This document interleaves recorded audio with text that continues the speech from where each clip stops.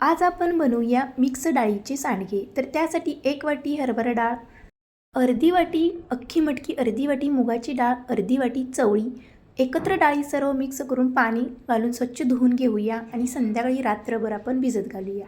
दुसऱ्या दिवशी सकाळ डाळी स्वच्छ धुवून घेऊया आणि मिक्सरच्या भांड्यामध्ये घालून आपण बारीक वाटून करून घेऊया. तर सर्व वाटण तयार झालेलं आहे मिक्स डाळीचं. तर यामध्ये आता आपण मसाले ॲड करूया.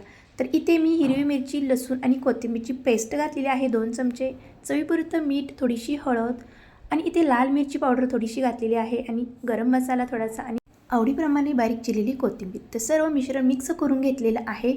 तर आता आपण उन्हामध्ये हे सांडगे तोडून घेऊया. सांडगे तोडून घेतलेले आहेत. तर आता आपण हे सांडगे 2 ते 3 दिवस उन्हामध्ये कडक वाळवून घेऊया. तर कडक उन्हामध्ये मी 2 ते 3 दिवस सांडगे सुकवून घेतलेली आहेत. तर तयार आहेत आपले मिक्स डाळीचे सांडगे. थँक्यू.